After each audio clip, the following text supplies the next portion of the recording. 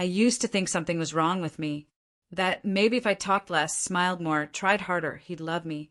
But no matter what I did, my dad never looked at me the way he looked at my brothers. Never with pride, never with warmth, just indifference. My name is Alina, and growing up, I was the invisible one in my own family. My father, Richard, wasn't the yelling type. He never raised his voice. He didn't need to. His silence said everything. When I got straight A's in middle school, he barely nodded. But when my brother Jake passed a single class he'd been failing, Dad clapped him on the back and said, "That's my boy." I was 12 when I first realized it. It was Father's Day. I'd spent hours making a card, decorating it with glitter, stickers, and a poem I wrote myself. I handed it to him after dinner, my little heart bursting with hope. He glanced at it, muttered thanks, and went right back to watching the game on TV. 5 minutes later, my brother Ryan came in, tossed him a store-bought mug that said #OneDad, and Dad acted like he'd just been handed a trophy at the Super Bowl. I remember standing there, card still clutched in my hand, wondering why mine wasn't enough. That's what it always came down to. I was never enough. Ryan and Jake were the golden boys. Ryan was the athlete, always breaking school records and getting write-ups in the local paper. Jake was the smooth talker, charming teachers, relatives, and anyone who crossed his path. And me? I was the quiet one, the moody one, the girl who spent too much time in her room writing stories or drawing. My mother used to try to balance things out. She'd hug me tight and whisper, "You're special too, sweetheart." But even she knew the hierarchy in our house. If Ryan wanted the last slice of pizza, he got it. If Jake needed money, Dad handed it over, no questions asked. I once asked for a new sketchbook, and Dad said, "What's the point? You'll quit halfway like everything else." That cut deeper than he'll ever know. At dinner, I'd sit quietly while Dad asked my brothers about their plans, their goals, their day. He never asked me. Not once. If I spoke up, it was usually met with a dismissive grunt or a forced smile. I learned to stay quiet, to not interrupt the boys' spotlight. But inside me, something was growing. Not just sadness, something sharper. Anger. A determination I couldn't yet name. I started working harder, pushing myself to excel, not because I thought he'd notice, but because I wanted to matter to someone, even if it was just myself. I stopped trying to win his love. Instead, I focused on building a life he couldn't ignore. A version of me he'd have no choice but to see. I was tired of being the forgotten daughter. One day, I promised myself he'd remember me, not as the quiet girl he dismissed, but as the woman who changed everything. If you ever walked into our house during the holidays, you'd think you were watching a commercial for the perfect American family. Laughter echoing from the kitchen. My brothers throwing a football in the backyard. Dad grinning with a beer in hand. But I knew the truth. I knew what it felt like to be the background in someone else's highlight reel. My brothers, Jake and Ryan, were born to shine. At least that's how my father made it seem. Jake, the eldest, could charm the stripes off a tiger. He was the guy who never studied, but somehow still passed with a wink and a smirk. Dad adored him. They had inside jokes, matching fishing hats, and a handshake they'd made up when Jake was 10. I remember watching them once from the hallway as Jake showed Dad a business idea scribbled on a napkin. Dad looked at him like he'd just solved world hunger. "Attaboy," he said, clapping him on the back. "You've got the brain of a leader." Ryan, the youngest, was the golden athlete. Soccer trophies lined his shelves. Dad went to every game, rain or shine, and screamed from the sidelines like a proud high school coach. After Ryan scored a winning goal, Dad threw a full backyard party. Barbecue, music, neighbors invited. I was there too, of course. Setting out plates. Cleaning up. Me. I got a good job once when I was accepted into the honors program. Just once. No party. No dinner. Just a passing sentence during breakfast in between bites of toast. Honors, huh? That's nice. I studied late into the night, pushed myself in every class, took part-time jobs to afford extra courses. I earned certificates, won quiet awards, even got a scholarship. But my success never sparkled the way theirs did in his eyes. At family dinners, Dad would beam with pride as he talked about Jake's new startup or Ryan's training camp. I'd mention my internship at a prestigious firm, and he'd nod, then turn back to my brothers. Anyway, he'd say, Jake, tell them about that investor meeting. The message was loud and clear through the main event. I was the intermission. But the most painful part? I didn't hate my brothers. They were never cruel to me. They loved the spotlight, sure, but they didn't shove me into the dark. It was my father who did that, and I couldn't understand why. I tried everything, being helpful, being independent, being successful. Nothing worked. Sometimes I wondered if he even realized the way his favoritism crushed me. Other times I knew he did and just didn't care. I told myself to let it go, to focus on myself, to not need his validation. But deep down, I still wished for it. Just once, I wanted him to say, I'm proud of you, Alina. Not because he had to, but because he meant it. That moment never came. But another one did, one that would change everything. Not in the way he expected, and certainly not in the way he wanted. It was supposed to be my moment. The culmination of years spent burning the midnight oil, sacrificing social nights, and drowning in self-doubt. I had built my small startup, an innovative digital platform that was set to revolutionize the local market. It wasn't just a business. It was the embodiment of every late night, every tear, and every quiet moment of determination. I had poured my soul into it, believing that finally my worth would be undeniable. The launch event was held in a sleek, modern conference room downtown.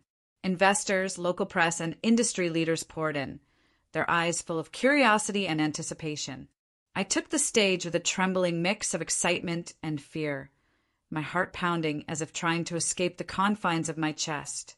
I began to speak about my vision, the countless hurdles overcome, and the promise of a brighter future that my platform represented. The room was silent, hanging on to every word I uttered.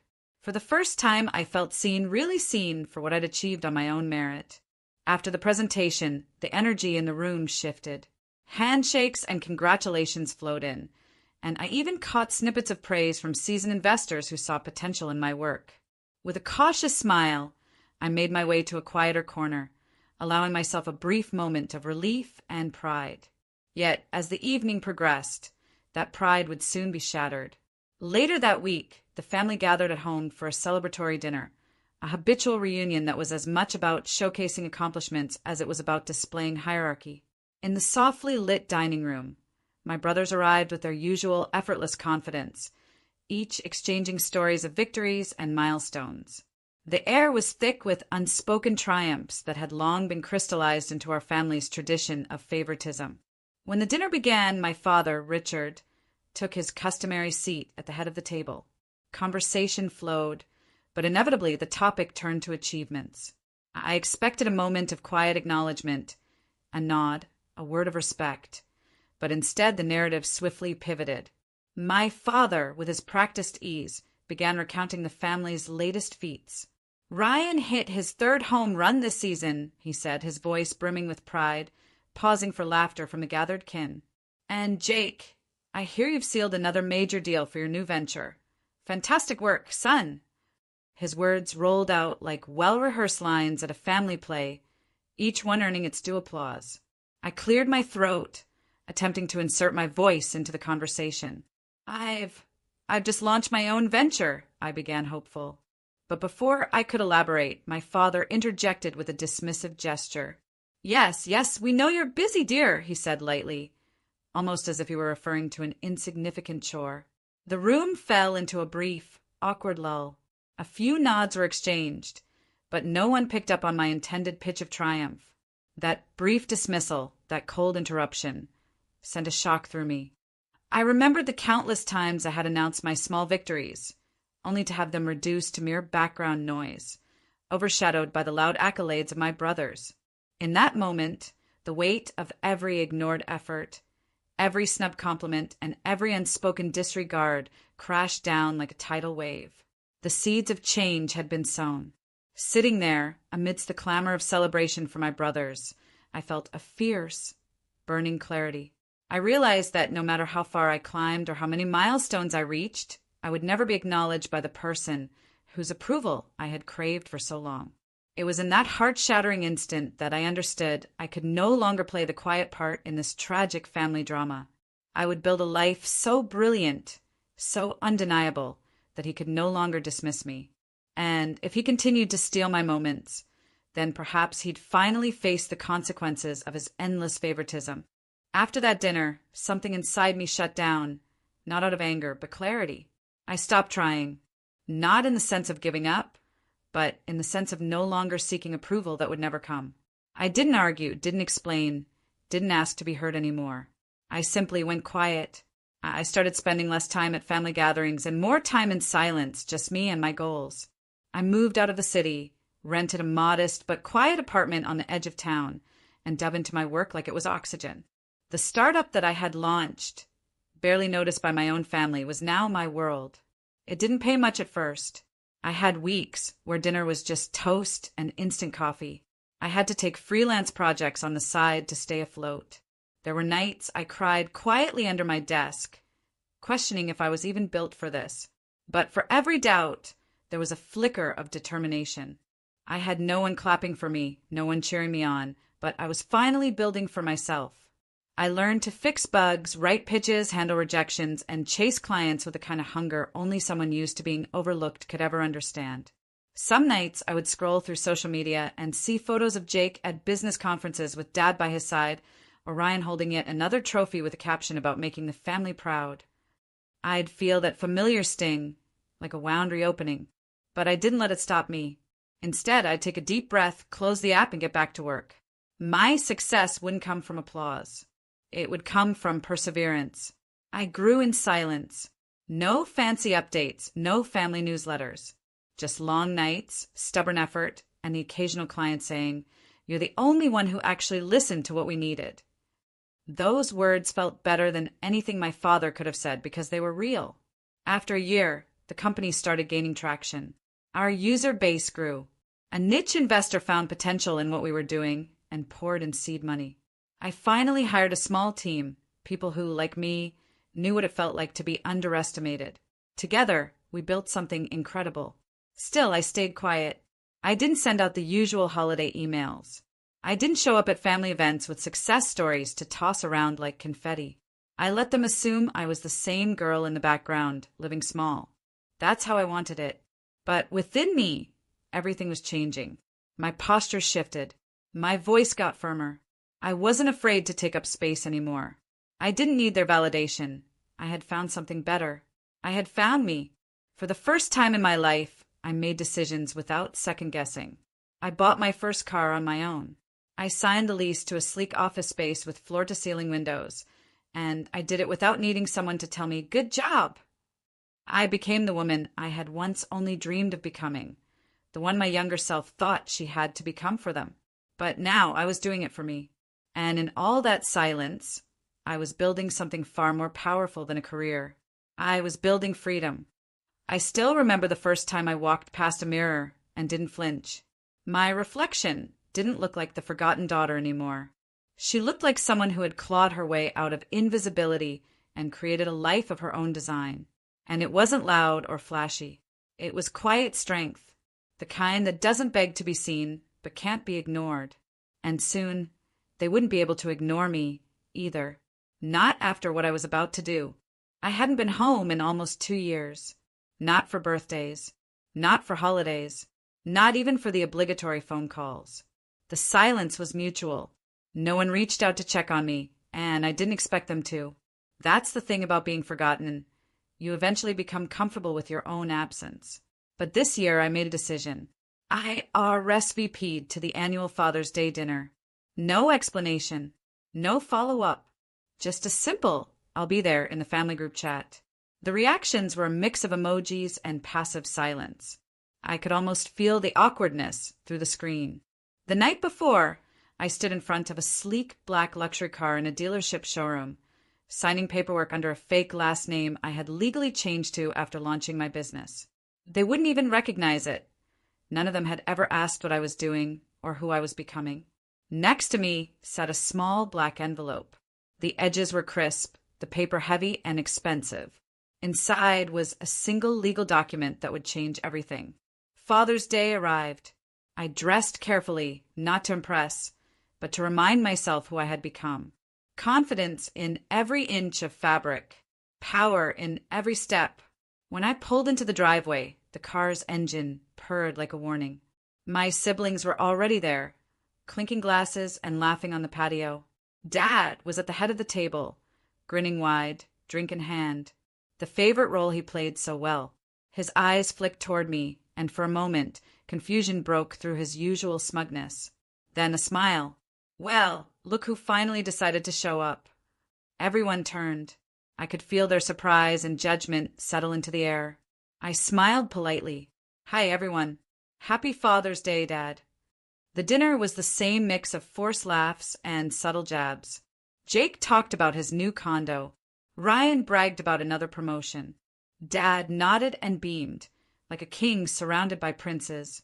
And then came the moment. I stood up slowly, the quiet drawing everyone's attention. I brought something for you, I said, looking directly at Dad. I walked outside, leaving the door open behind me. Moments later, I drove the luxury car into the driveway. Sleek, black, impossible to ignore. I got out, walked back inside, and laid the small black envelope on the table in front of him. For you, Dad. Happy Father's Day. Gasps rippled through the room. Is that a car? Jake asked, squinting toward the driveway. Ryan leaned forward. Wait, you bought that? Dad looked from the keys to me, completely stunned. He picked up the envelope, his fingers trembling a little. What's this? Just open it, I said quietly, my voice calm and steady. Everyone leaned in as he slipped the paper out. For a second, his expression didn't change. Then his eyes started darting over the page, and slowly his face drained of color. His jaw clenched. What is this? He barked, now glaring at me. I gave him a long, unreadable smile. Read it carefully. You'll see. And with that, I turned, walked out the door, and got into the car. I drove away as the shouting started behind me. Because that envelope? It wasn't just paper. It was the ownership document of the company that had just acquired the firm he worked for. His job, his pride, his status, all now under my control. Happy Father's Day indeed. The house looked the same, tastefully decorated, spotless, cold. My mother moved in and out of the dining room like a silent shadow, refilling glasses and smiling at jokes that weren't funny. My brothers were already a few drinks in, and the air felt thick with old habits and unspoken rules.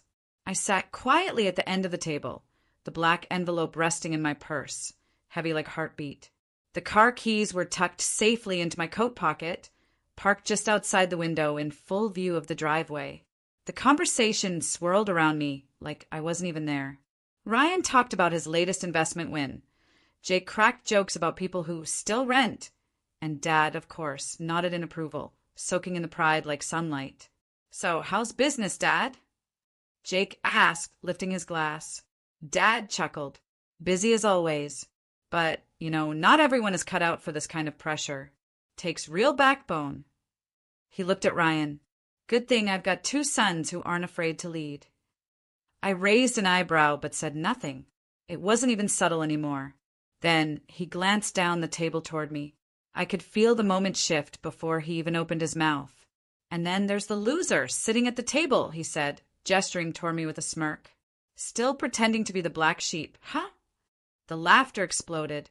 Jake nearly choked on his drink. Ryan laughed so hard he had to slap the table. My hand stayed folded in my lap. I didn't blink. I didn't smile. I just waited. When the laughter finally died down, I stood up. Slowly, calmly, the way you move when you already know how the story ends. I actually brought you something, Dad, I said, pulling the envelope from my purse. A little Father's Day gift. The room stilled. Even the air seemed to pause. I walked down the length of the table and placed the envelope directly in front of him. He glanced at it, puzzled. What is this? Just open it, I said, then stepped back and folded my arms. He ripped the flap with dramatic flair, as if expecting a joke or cash. His fingers unfolded the paper, and as his eyes began to scan the words, the color in his face changed. First confusion, then disbelief, then a slow, creeping horror. What the hell is this? He asked, looking up at me, eyes narrowing. You remember Anderson Tech? The company you've worked at for the last 10 years. I said softly, It's under new ownership. A beat. I bought it, I continued, through a silent acquisition. Effective last week. The silence was immediate, deafening. I leaned in slightly and added, so no, I'm not the loser at the table. I'm the woman who just became your boss's boss. His mouth opened, but no words came out. Jake looked pale.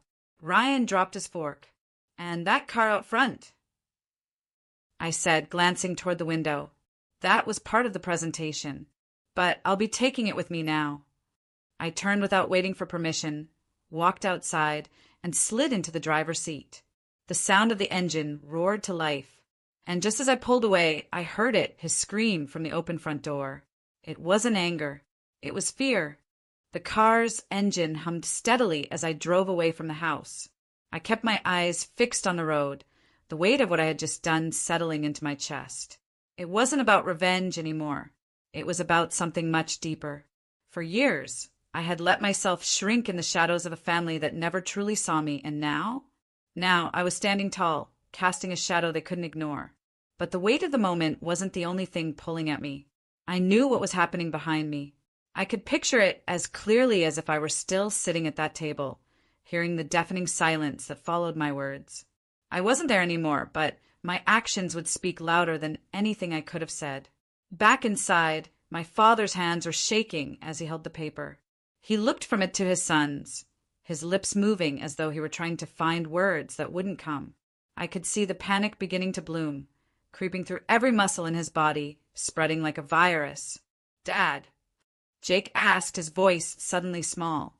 He stood up, coming around to where Dad sat frozen, the paper still gripped tightly in his hands. What's going on? Ryan, the ever-confident one, had already stood up as well, trying to peek over their father's shoulder. What is that? It looks like Wait, is that real? Dad didn't answer. His eyes were glued to the document, his fingers skimming the words, but failing to make sense of them. The words on the page were simple enough, but for him, they were a death sentence. I could already hear their questions in my mind. The panic, the disbelief, the frantic rush to understand what was happening. They'd always relied on him for answers. Now the answers were slipping away, and there was nothing they could do to stop it. Finally, Jake couldn't take the silence anymore. Dad, what does it say? What's going on? Dad looked up, his face pale, his mouth opening and closing like he couldn't catch his breath. It's a transfer of property, he muttered, his voice weak. A reversal of assets. All of it. The company. The house. My shares.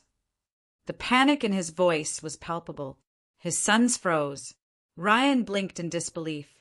Wait, you're telling me this. This document means she owns everything. The realization hit them like a slap. The silence deepened, but this time it wasn't awkward, it was suffocating.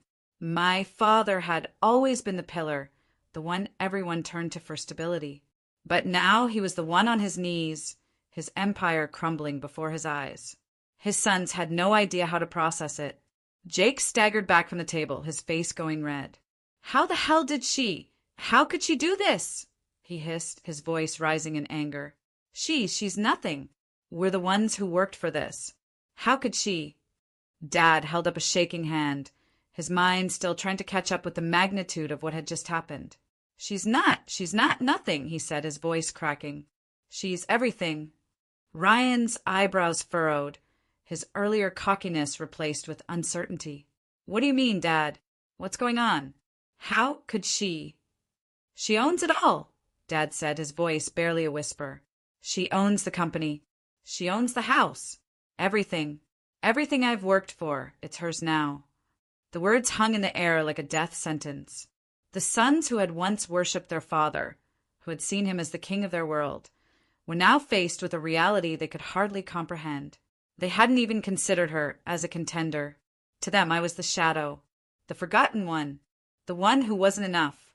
But now, I was the one who held the power. I don't understand, Jake said, his voice shaking now. How could she? When did this happen? Why didn't we know? Dad finally looked up, his face etched with defeat. She didn't want you to know. She didn't need to tell you. She doesn't need us. Ryan took a step back, trying to collect himself. But how did she get this much? How? She didn't ask for anything, Dad said, his voice cold now. She just took it. The room was frozen in disbelief, the weight of the betrayal, of my quiet, calculated rise, settling over them all. For the first time in their lives, my brothers were forced to confront the reality they had been so blind to for years.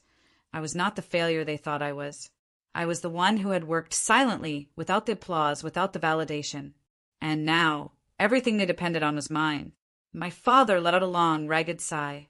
"She's smarter than I gave her credit for," he muttered, his voice barely audible. And I'll never be able to take that back. The fear, the panic, it was all there, written on their faces. But for me, it was the start of something new. The start of me taking my place in the world. Not as the forgotten daughter, but as the woman who had finally earned her right to be seen. I didn't look back as I walked away from that house. The weight that had been holding me down for so long, the constant need to prove myself, the hunger for approval that would never come, finally lifted. I had made it, not because they'd recognized me, but because I had recognized myself. The phone buzzed with messages. The family was scrambling, trying to figure out what I had done, why I had left so suddenly, and what that paper meant. I knew they would be in shock, especially my father, but I didn't care. I had already taken what I needed from them. The power to stand on my own, to walk away from everything I had once thought I needed. I wasn't the girl they always ignored. I wasn't the daughter they thought they could control or dismiss.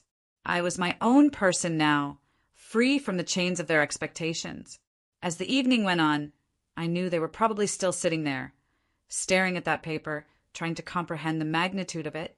My father, who had always dismissed my efforts, would now understand what I was capable of, but it would be too late. All those years of neglect, of treating me as second best, had finally caught up with him. The house would never be the same. The balance of power had shifted, and I was no longer the one they could manipulate or overlook. The siblings who had always competed for his affection, who had never seen me as a true equal, would finally understand that I wasn't just a side player in their world. I didn't need their approval. I didn't need their love or their recognition. I had created a life for myself that didn't depend on them. I was successful, independent, and finally at peace. And when I looked at myself in the mirror, I saw someone who had fought for her place in the world, someone who didn't need to look back to know she had won. The door was closed. I had walked out, but I had also walked into my own future, one that was all mine.